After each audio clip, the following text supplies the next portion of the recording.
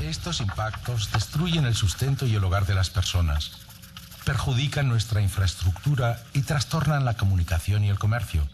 Además, el cambio climático está poniendo en peligro el éxito del desarrollo y a menudo los más afectados son personas en condiciones de pobreza y marginación. Entonces, es evidente que estamos en pleno cambio climático. Si se acelera más, depende de nuestro estilo de vida y de nuestras actividades económicas. Entonces, ¿basta con reducir las emisiones de carbono? Bueno, aunque frenásemos las emisiones en el acto, el mundo no dejaría de calentarse inmediatamente debido a la cantidad de gases que ya hemos emitido. Por eso debemos hacer ambas cosas: reducir las emisiones de gases de efecto invernadero y adaptarnos al cambio climático. Exactamente. ¿Cómo podemos adaptarnos tomando en cuenta que desconocemos el alcance exacto y la forma del cambio climático? Las proyecciones climáticas nunca van a poder predecir el futuro con total certeza, en parte porque la forma en que cambia el clima dependerá de nuestras decisiones en los años venideros. ¿Realmente necesitamos tener certeza para decidirnos? No. Normalmente decidimos según la experiencia, los hechos y el grado de entendimiento del que disponemos, sin saber exactamente lo que nos deparará el futuro. Y aunque no sabemos todo sobre el cambio climático futuro, sabemos lo suficiente para actuar. ¿Qué es exactamente lo que debemos hacer de forma diferente? Básicamente tenemos que considerar los impactos actuales y futuros del cambio climático. Las proyecciones climáticas no se traducen en estrategias concretas, pero pueden servir como guías de planificación. Deberíamos considerar cómo afectaría el cambio climático a los planes de desarrollo, a las políticas y los proyectos, y a su vez, cuánto empeoran estos el cambio climático. Una posible consecuencia del cambio climático es el cambio de los patrones de precipitación.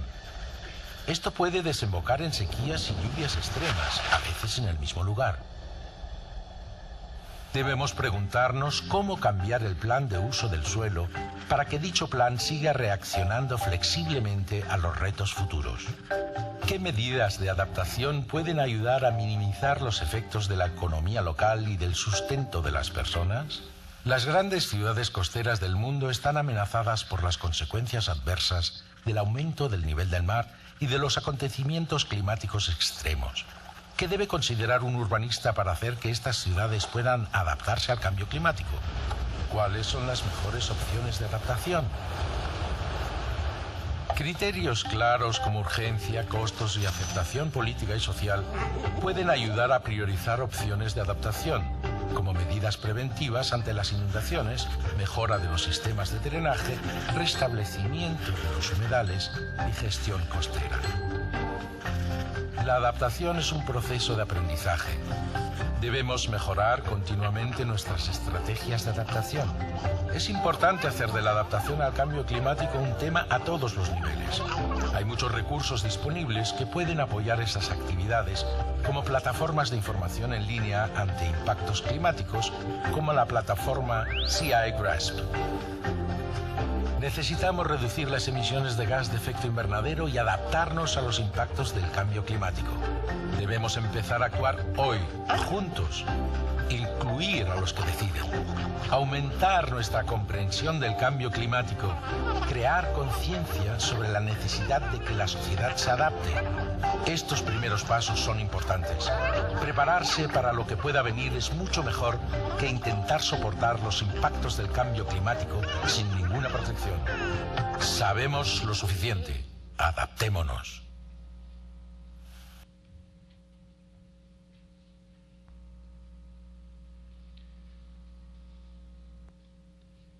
Bien, ese fue el video ¿Qué es la adaptación al cambio climático?, los cual amablemente la Agencia de Cooperación Alemana para el Desarrollo nos mostró en este momento. A continuación damos paso a la conferencia magistral de la doctora María Amparo Martínez, directora general del Instituto Nacional de Ecología y Cambio Climático.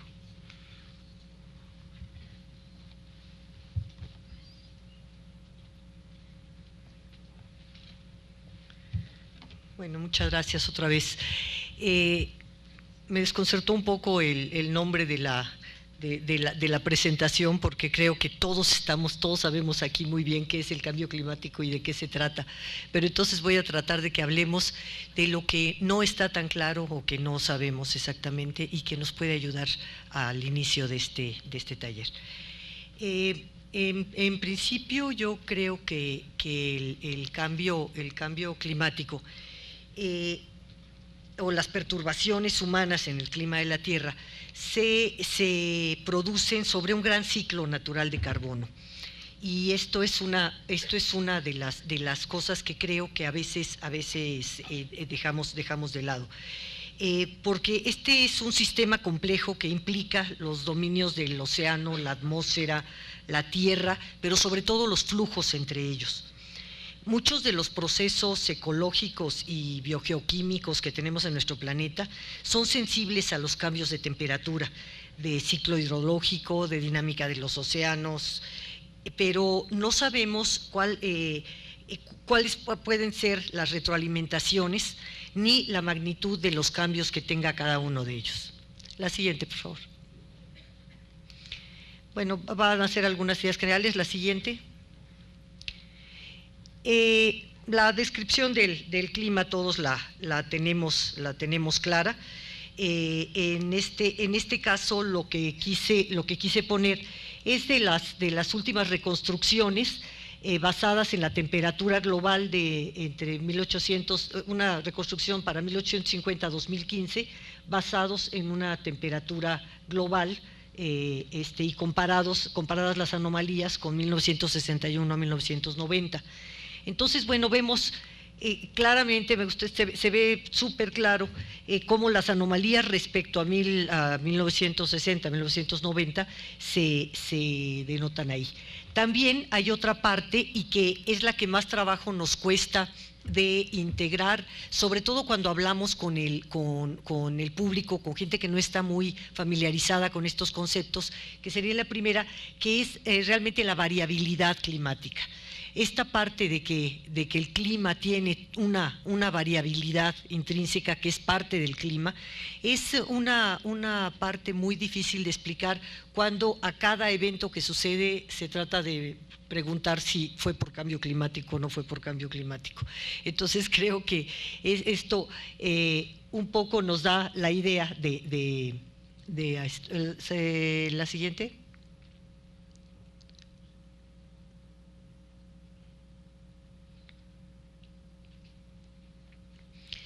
Bueno, para esta cuestión, para poder saber qué hay, cuáles son los cambios realmente y qué perturbación van a causar, hay esta imagen conceptual, este gráfico es bastante conceptual, en términos de que tenemos unas condiciones promedio, lo que es la media que está señalada ahí con esta flecha, y que tiene sus extremos, que son de calor y de frío y de calor, perdón, está a la izquierda lo más frío y de calor, y cómo puede irse desplazando esta media o bien sus extremos para poder decir que tenemos ya un cambio climático. Esta cuestión nos ayuda mucho, este esquema, para hacer estudios de umbrales críticos. Esto se puede usar para ver temperatura por separado, para ver precipitación, para ver vientos y para poder corroborar con lo que estemos estudiando cuáles son los umbrales hasta los que puede llegar y ubicarlo dentro de estas posibilidades para saber. Qué bueno, sí, gracias. Ok, ya está. Bueno. Pero estos cambios para los cuales necesitamos, son para la anterior, por favor.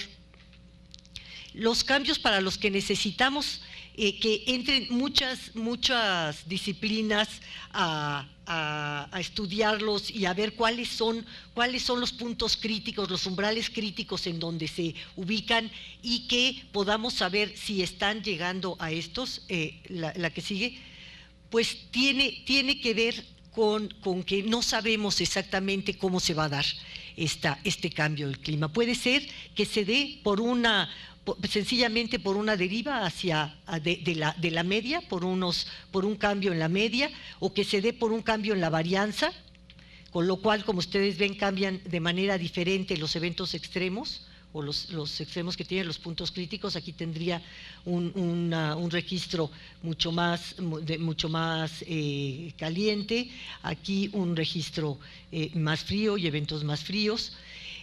Pero también puede ser los dos juntos, que cambien la media y que cambie la variabilidad, que es una de las cosas más probables. Y entonces tendríamos un desplazamiento de la curva de esta forma, y entonces tendríamos que ubicar lo que estemos estudiando, cuál es el umbral que resiste de temperatura o de precipitación, de vientos, para poder ubicar cuál es su resistencia o sus posibilidades de resiliencia o la necesidad de adaptación. La que sigue, por favor. El reporte del IPCC, el quinto reporte de evaluación del IPCC, ya sacó muchísimos datos que yo creo que es un documento de referencia que tenemos que trabajar mucho, y aunque no trae tanto de adaptación como quisiéramos, pero sí trae lo suficiente para hacernos ver por dónde pueden ir las certidumbres y las incertidumbres. El reporte de evaluación número 5 pone que es inequívoco el aumento de la temperatura global. Es inequívoca la pérdida de cubierta de hielo y de nieve, y aumento del nivel del mar y el contenido de calor en los océanos. También es muy incierta, sobre todo la sensibilidad del clima, las retroalimentaciones, esto es, qué va a pasar con un doblamiento de CO2, ante un doblamiento de CO2, y cómo va a reaccionar el clima. Esto también está dentro de los puntos de lo incierto. Las emisiones y las concentraciones de Hay, las sinergias en muchos casos entre compuestos tampoco están muy claras. Y hay otra parte que es esencialmente socioeconómica, y que aquí las acciones y las reacciones humanas, la toma de decisiones, los cambios de patrones de producción y consumo, tampoco son asuntos o temas que los tengamos ya muy claros cómo van a ser, porque van a depender de muchas cosas, van a depender tanto de las condiciones iniciales como del tipo de sociedad, incluso de la cultura que haya, y también de un contexto de acuerdos internacionales muy importante. La que sigue, por favor. Aquí voy a pasar muy rápido, estas son cosas que todos ustedes ya saben, de los cambios observados, los aumentos en la temperatura global, el aumento, este es importante, en el nivel del mar, porque aquí lo que ha aumentado es la velocidad, si se dan cuenta, la tasa a la que está aumentando. Empezó con 1.7 milímetros al año, que se empezó a registrar, después pasó a 2 milímetros al año entre 1971 y 2010, y ahora se tiene estimado 3.2 milímetros al año desde 1993 a 2010. La que sigue, por favor. Estos son también cambios observados en eventos extremos. No me detendré mucho, todos ustedes lo saben, son los números de días y noches fríos han disminuido, han aumentado las noches cálidas, hay más olas de calor, hay precipitaciones intensas, y todos tienen un grado de probabilidad de acuerdo, bueno, un grado de certeza. Lo que pasa es que a veces el lenguaje del IPCC ya traducido es bastante críptico, porque esto de muy probable, ciertamente probable pero improbable, de pronto es así de que, pero bueno, en esto en general lo quiere decir que está dentro de los cambios observados. La que sigue, por favor. Los cambios en el océano también son muy importantes, y es en este punto, en los océanos, en el que hay la mayor incertidumbre en este momento de cuál va a ser la reacción o cómo va a ser la sensibilidad del clima. Se sabe que esto sí es de las certidumbres que se tienen, que de 0 a 700 metros es en donde ha ido acumulando la energía el sistema oceánico. pero no está muy claro cómo ha sido la parte más allá de 2.000 metros y de 2.000 a 3.000 metros. No sabemos qué está pasando en la parte del océano profundo. La que sigue. En la criósfera, bueno, es la que creo que todos hemos tenido más información, es muy visible, es muy dramático el cambio, y es también de los cambios observados más claros. ¿La que sigue? La que sigue. Bueno, nivel del mar, nos seguimos, por favor. La que sigue.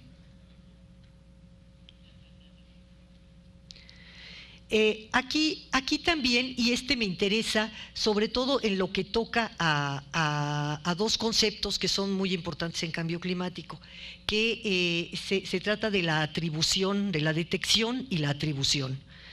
Para poder, no puede ser que tengamos un registro en el que no podamos discernir si hay causas, si hay causales que tienen que ver con la variabilidad climática o con otro tipo de factores o con el cambio climático. Este es uno de los grandes esfuerzos de quienes hacen análisis de datos, modelaciones, estimaciones, el poder separar el ruido, digamos, del efecto de cambio climático. Entonces, para esto hay una serie de ejercicios que se han hecho con datos, con series de datos muy largas, que implica el que se ve cómo funcionan solamente con forzantes naturales, después con forzantes humanos nada más, y después con los dos juntos, y en donde está muy clara la parte de la actividad antropogénica. Aquí se puede atribuir a la actividad humana estos cambios que se pueden observar en la temperatura. Por otra parte, tenemos forzantes radiativos que son también de distinta naturaleza, pueden ser naturales o estar como estos, los aerosoles creados por el hombre, el carbono negro, que ya hablábamos hace un rato cuando comentamos sobre los contaminantes climáticos de vida corta, y que esos nos preocupan mucho, sobre todo en países como el nuestro, porque en los países desarrollados prácticamente ya resolvieron estos problemas de carbono negro, pero en nuestro caso tiene que ver totalmente con tecnologías obsoletas, con malas combustiones, con basura quemada, con un mal manejo de la basura, de los residuos.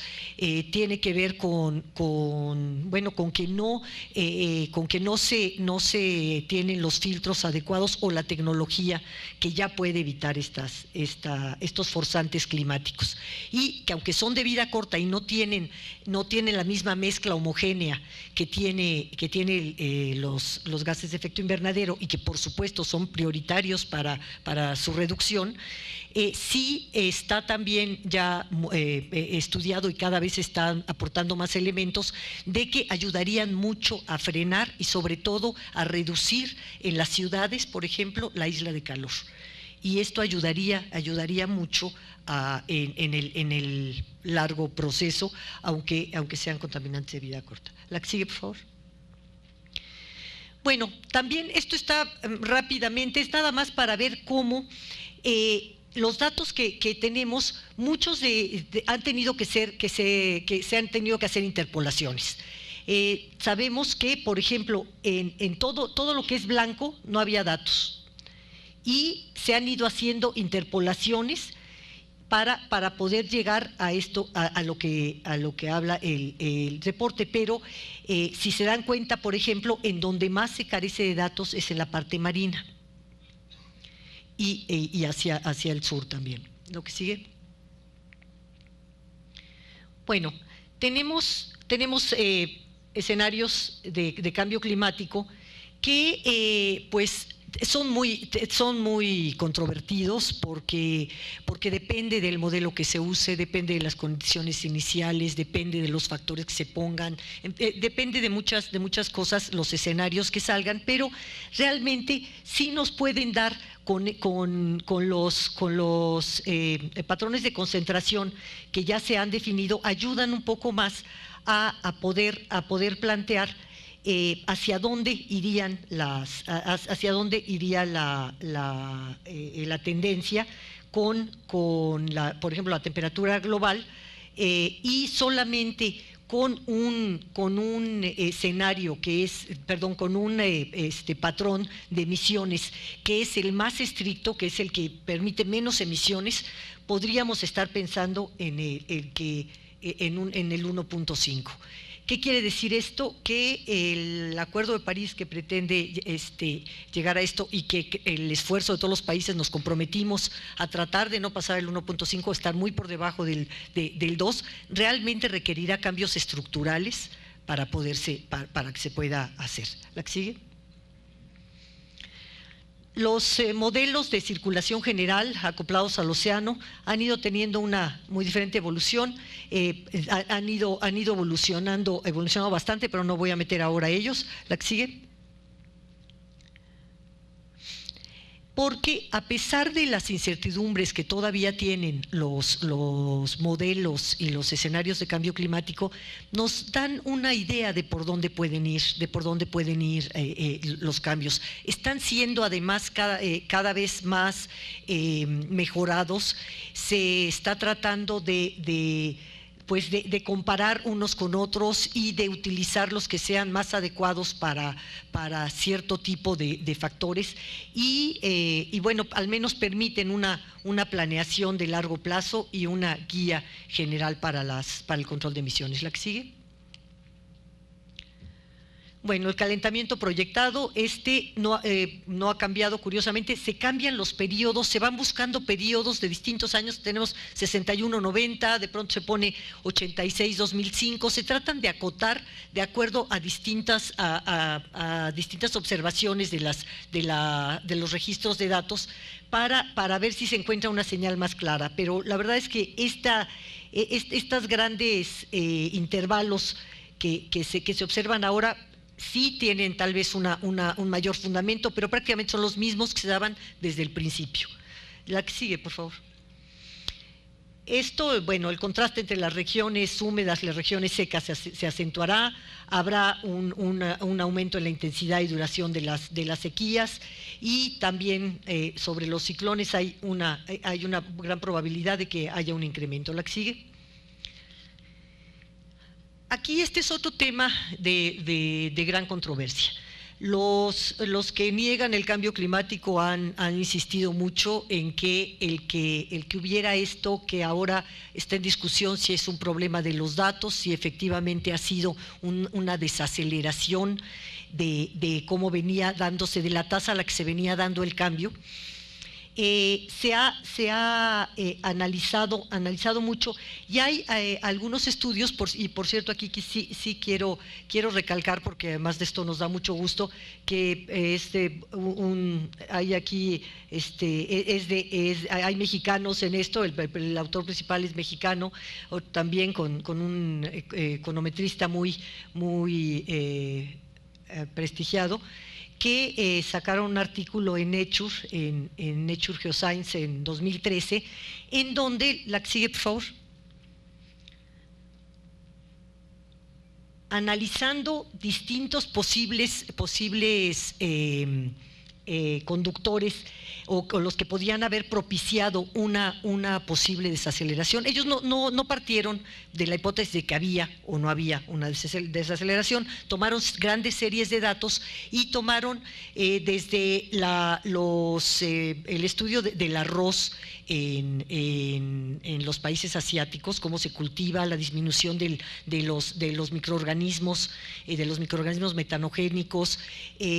Tomaron varias actividades que estaban teniendo un impacto, y se dieron cuenta que había cambios en el forzamiento radiativo en algunas actividades. Esto un poco le dio al traste a lo que querían demostrar los que niegan el cambio climático, porque precisamente las actividades que podían estar ayudando a que hubiera una cierta pausa son precisamente antropogénicas también. Entonces se quitaba todo el argumento. Pero esto sí fue una cuestión importante de ver que, aunque el protocolo de Montreal no se usó para eso, con el poder de calentamiento global que tienen los CFCs, pues el que se hubiera reducido sí causó un efecto detectable en los datos. Entonces esto fue muy importante. La que sigue, por favor. También el efecto de los aerosoles antropogénicos, aunque es un efecto indirecto porque es de bajar la temperatura, pues también ha sido considerado como una compensación, digamos. La que sigue. Ahora, tenemos otro de los grandes temas en cambio climático que tienen que estudiarse, porque en cambio climático no se puede obviar que es un problema que tiene que ver con nuestro desarrollo, con la forma en la que nos desarrollamos. Aquí tenemos el PIB y aquí tenemos el dióxido de carbono. Déjenme ver los números aquí en mi pantalla. Y lo que tenemos es es muy claramente una tendencia similar de ambos, cómo la siguen. Y por otra parte tenemos aquí los países desarrollados, cómo llevan su trayectoria de emisiones, y los países en desarrollo, cómo han cambiado en los últimos decenios. Aquí, arriba está los países acomodados por orden de emisiones. México está en el número 12, pero los primeros 10 tienen más del 75%. La que sigue, emisiones por quema de combustibles fósiles. Aquí lo que muchos autores, economistas, lo que han calificado al cambio climático como una gran falla de mercado, en el sentido de que si se hubiera tomado en cuenta todas las externalidades, todos los subproductos que tenía el usar ciertas tecnologías, o por ejemplo la quema de combustibles fósiles, todo lo que iba a producir a la atmósfera, al ambiente, y se le hubiera puesto un costo a eso para repararlo, para cambiarlo, todo esto hubiera sido tan caro que se hubiera optado por otras tecnologías, sobre todo desde que ya se empezó a saber el efecto que tenían. Entonces, lo que se dice es que esto no se calculó bien y el cambio climático está resultando un gran fallo de este tipo de este proceso. Y entonces, está aquí cómo se plantea que los impactos diferenciados y distribuidos inequitativamente entre regiones y generaciones, pues es también algo muy claro, porque los países, la vulnerabilidad de la que estamos hablando al cambio climático no es una vulnerabilidad que se dé aislada. La vulnerabilidad, por supuesto, y como la estudiamos nosotros, la tratamos de relacionar solamente con los factores del clima, pero ya hay una vulnerabilidad social que está subyacente y que va a ser diferente en las diferentes regiones. Y curiosamente, en las regiones que no son las que han emitido más históricamente, ahora empiezan a hacerlo, pero históricamente no han sido las que han emitido más, pues son las que son más vulnerables a estos cambios. Entonces, este también es un fallo, porque habrá que invertir muchísimo más para revertir los daños en esta parte. La que sigue, por favor. Bueno, estos son algunos de los ejemplos de lo que se está haciendo en México para poder visualizar los escenarios de cambio climático regionales. Esto se hace en el INEC y está ahí en la página. La que sigue, por favor. La que sigue.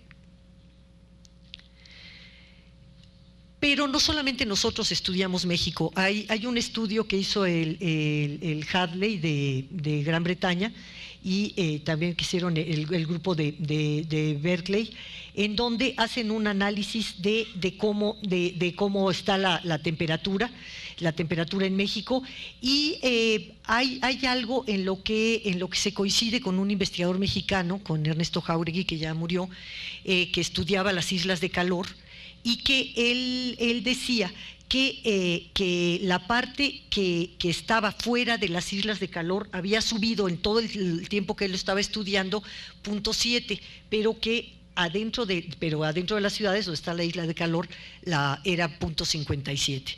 Entonces, estos son todavía hipótesis que falta confirmar, pero es interesante tenerlo en mente. La que sigue, por favor.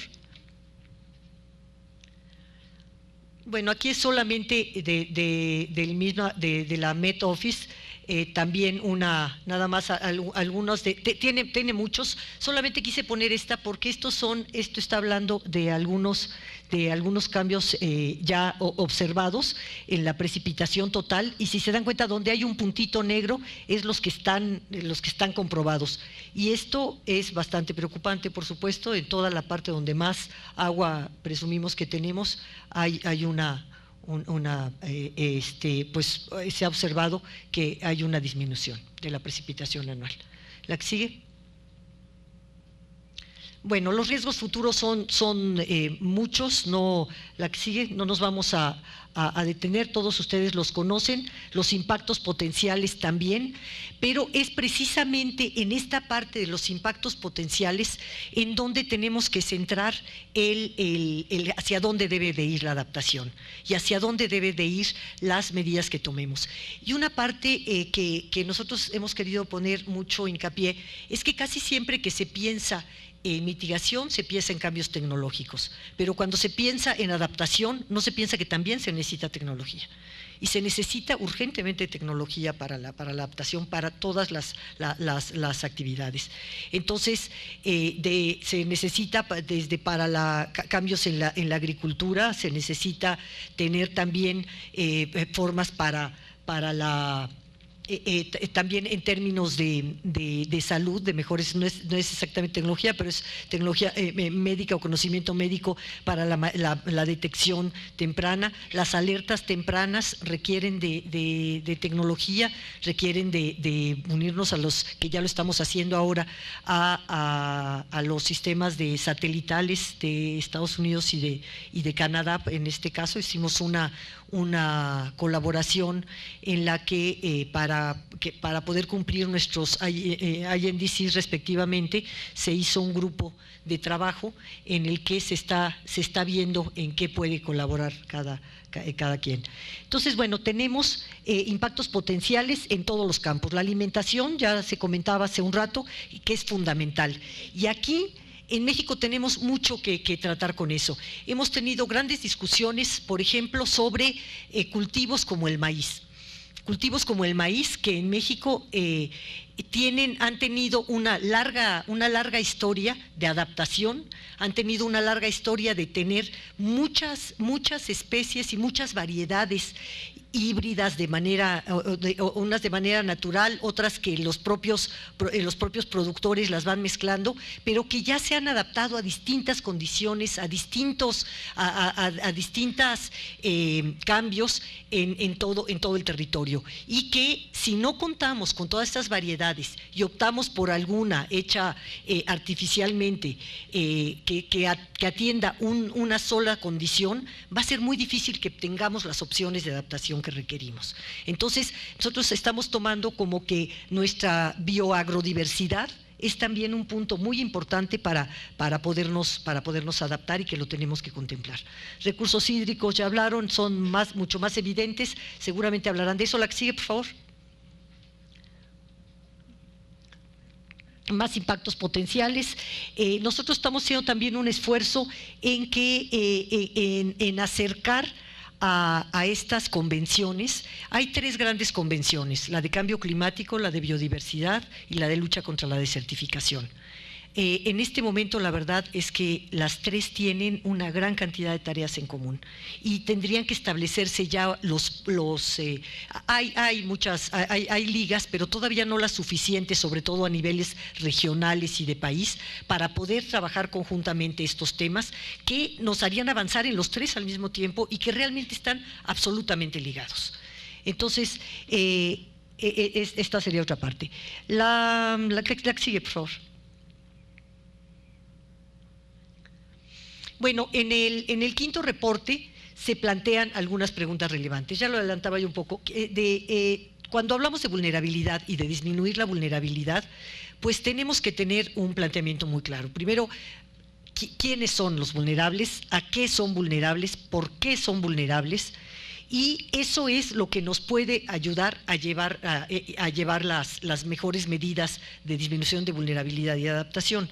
Entonces, esta parte, la que sigue, esta parte tiene que incluir no solamente a los ecosistemas naturales, tiene que incluir a la organización institucional, a la organización social, porque esto es lo que nos puede hacer vulnerables. Como les comentaba hace un rato, la adaptación la tenemos que hacer ya enfrentándonos a una vulnerabilidad social preexistente y que no necesariamente es resultado de cambio climático, es más, casi nunca es resultado de cambio climático, y que va a tener puntos muy específicos en donde sí sea el factor clima que podemos discernir exactamente, pero cuando hablemos de adaptarnos, no nos vamos a adaptar solo a la parte de clima, nos tenemos que adaptar en conjunto porque la sociedad es un todo. Entonces, ahí es muy importante tomar eso en cuenta. En el instituto hicimos un atlas que sigue trabajándose, lo trabajamos con Protección Civil, lo trabajamos con todas las instituciones que están haciendo sus atlas de clima, por ejemplo el INTA, Energía, están haciendo sus atlas y estamos trabajando con ellos para irlo mejorando, pero realmente nuestro atlas es de los municipios más vulnerables, tiene que tomar en cuenta muchos factores que no solamente constituyen al clima, pero tienen que ver con el clima, pero que los hacen más vulnerables a cualquiera de los escenarios de factores climáticos ahí. La que sigue, por favor.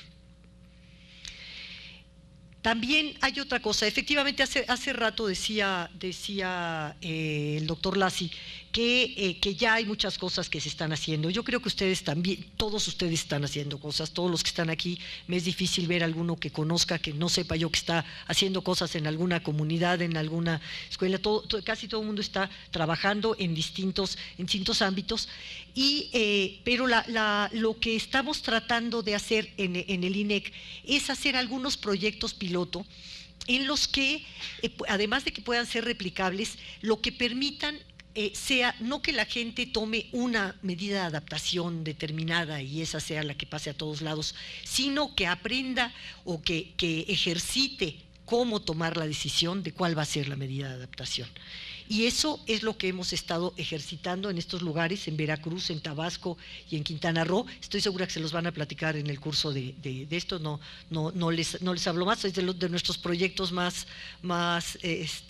queridos y presumibles, porque realmente se ha logrado una coordinación entre tanto interinstitucional como entre distintos niveles de gobierno con organizaciones sociales de las comunidades, como pasa en algunos otros proyectos que conocemos, hemos tenido también ese éxito, y con organismos internacionales. La que sigue, por favor.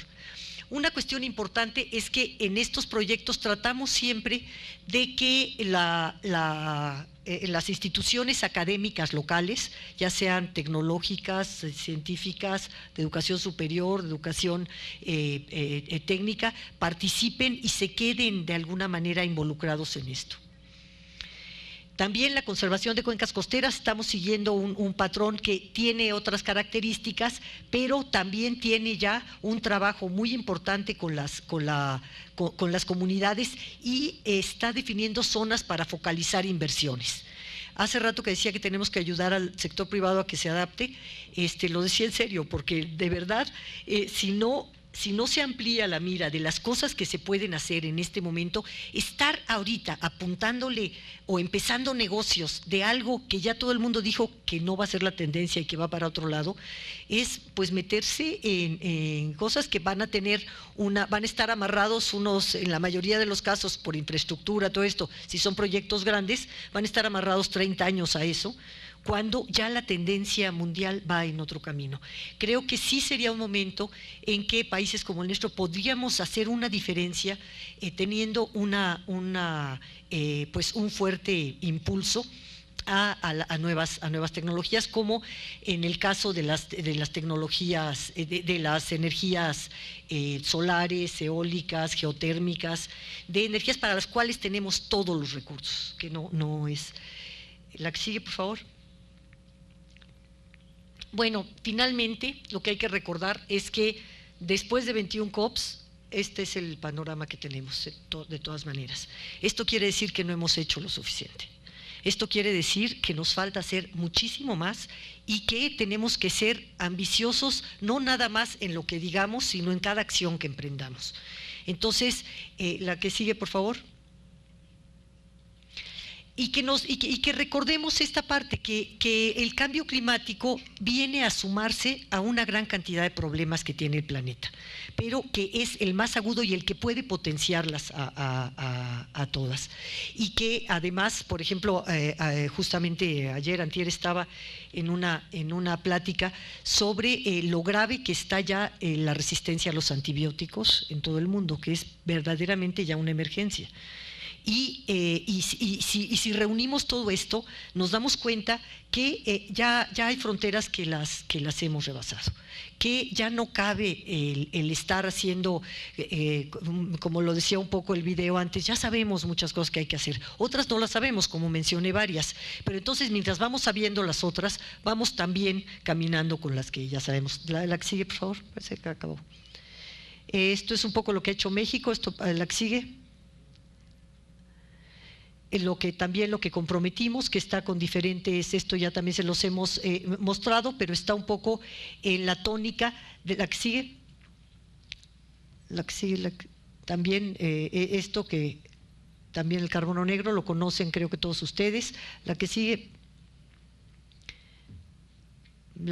aquí es más bien tratando de decir en qué punto estamos en términos de unir mitigación y adaptación. La que sigue. La que sigue también. Y un poco estamos hacia un proceso de descarbonización de la economía. Pero requiere mucho más que decirlo, requiere no solamente trabajar a nivel tecnológico, no solamente trabajar en ese punto, sino también a nivel cultural. Necesita trabajar a nivel social, necesitamos cambiar muchos esquemas, porque no, incluso si logramos en algunos sitios cambiar o tecnologías o patrones de consumo y la gente no lo sigue, pues esto no va a servir de nada. Entonces, estos son puntos en los que mitigación y adaptación deben de ir trabajando juntos. Bueno, aquí está la que sigue, por favor.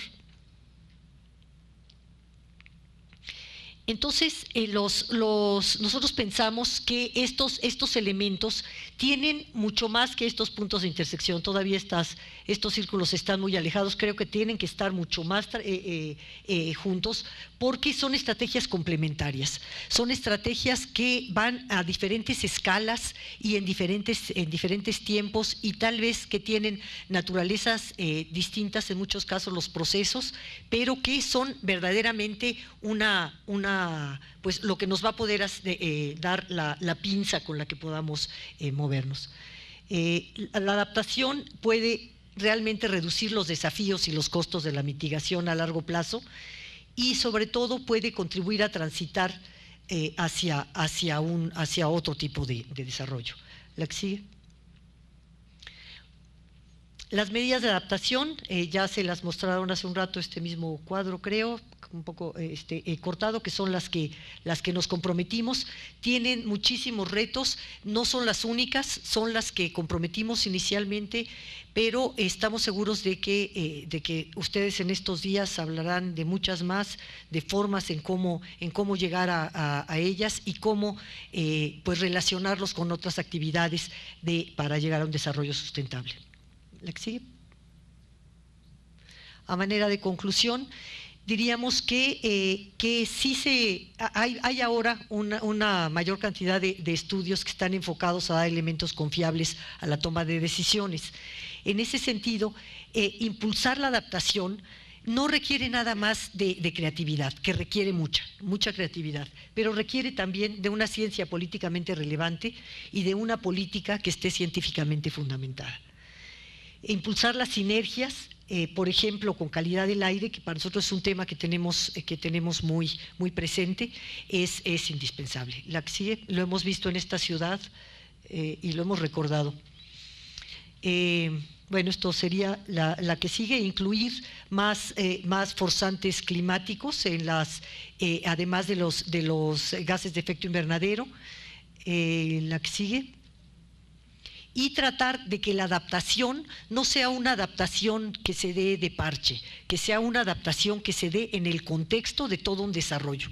No podemos pensar en que vamos a hacer una adaptación con respecto a los huracanes y no la vamos a hacer con respecto a la tuberculosis o a otro tipo de enfermedades o en fin, a la pérdida de cultivos, a la pérdida de biodiversidad. Tenemos que plantear una adaptación para las cuestiones de cambio climático que contemplen integralmente el fortalecer territorialmente al país. ¿La que sigue? Bueno, en los acuerdos de París, como ya se decía, adaptación queda en un punto muy importante y todos los países tendremos que hacer unos planes de adaptación. Nosotros ya habíamos adelantado algo, pero creo que siempre que vamos a poder mejorar la ambición y sobre todo la metodología, el planteamiento de cómo hacerlo y cómo unir a mitigación y adaptación. ¿La que sigue? La que sigue, esa no la acabé de escribir. Muchas gracias.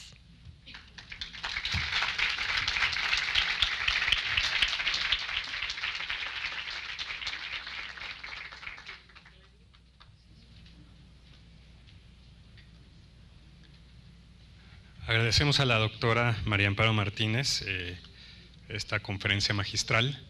En atención al tiempo, vamos a hacer solo una ronda de 3 preguntas, si es que las hay.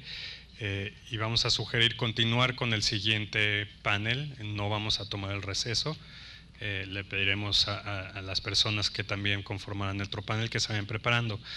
No sé si hay una ronda de 3 preguntas para la doctora Amparo. Si no es así, entonces le damos las gracias.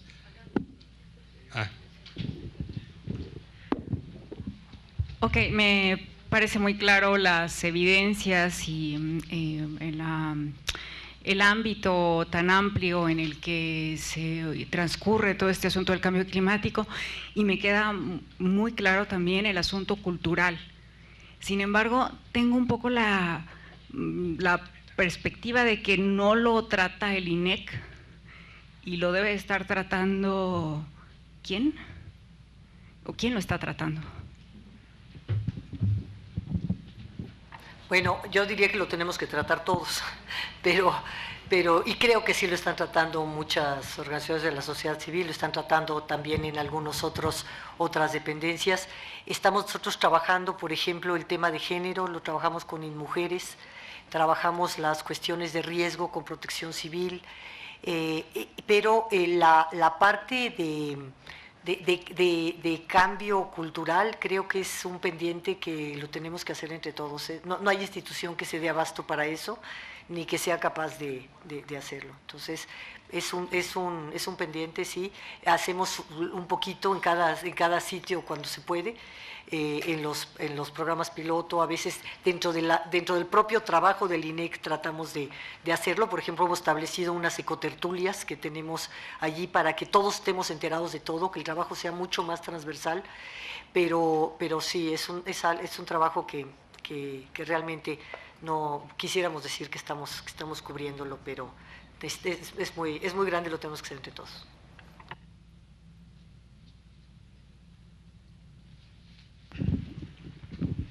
Buenos días, todavía buenos días. Mi nombre es Alejandro Ortega de Ecosur en Tabasco. Yo nada más quisiera poner como una experiencia previa, ¿no?, que hemos tenido todos a nivel global, que es, digamos, el llamado del trabajo conjunto de todos los países en la Agenda 21. Y creo que a través de muchos foros y convenciones hay muchas lecciones de las cuales podemos aprender de este llamado de la Agenda 21, y sin embargo todos los reportes que hace Naciones Unidas sobre la implementación y los acuerdos y los avances son muy pesimistas, ¿no? Entonces yo creo que como instituciones, ¿no?, encargadas y responsables a nivel gubernamental, sí debemos ver qué fallaron esas cosas, ¿no? Por supuesto que hay avances muy importantes, pero en realidad esos cambios estructurales de los que se hablan para construir una agenda de cambio climático son los mismos cambios estructurales que demandaba la Agenda 21 y no se lograron del todo, ¿no? Entonces yo creo que es una oportunidad de aprendizaje, de ver como instituciones, ¿no? Como instituciones que son los pilares de un país y de una nación, qué cosas hay que poner, ¿no? Digamos, desde ahora sembrar una semilla para cultivar en 20, 50 o 100 años, ¿no? Entonces, por ahí es un camino muy parecido, ¿no? El marco de la sustentabilidad está todavía presente. Ahora tenemos un marco de trabajo con otra dimensión del cambio climático, pero son paralelos, ¿no? Entonces creo que sí debemos ver toda esa, digamos, ese sistema como todo y la integralidad, ¿no? De los temas, de las instituciones y de los sectores, ¿no? Ahí creo que estamos de acuerdo, ¿no? Gracias. Nada más quisiera decir rápidamente que tocas un tema importantísimo. Creo que el ver cuáles son las barreras para la adaptación o para la mitigación, para todas las medidas que tomamos, el empezar un poco por analizar las barreras es muy importante. Yo recuerdo hace unos 10 años, 15, que fui a una reunión sobre agua, algún seminario de estos que se hacen sobre el agua, que llegué y les dije, miren, si vamos a volver a decir que la solución es poner captadores de agua de lluvia, mejorar las plantas de reciclaje, dar mantenimiento a quitar las fugas, todo esto, mejor ya vámonos, porque ya podemos poner los resolutivos y ya nos salimos. Tenemos diciéndolo hace 20 años, o 30, o 40, los que estaban ahí me dijeron, es que tú nomás tienes eso porque eres más joven, pero nosotros tenemos 40 años diciéndolo, ¿no? Entonces creo que tenemos que evitar eso, efectivamente. Entonces empecemos por ver también en muchas de las medidas que tomemos cuáles son las barreras, qué es lo que se ha visto, por qué no se ha logrado, y para plantear cuestiones más realistas. Gracias. ¿Hay alguna última pregunta? Bueno, si no es así, entonces despidamos a la doctora Amparo Martínez con un fuerte aplauso.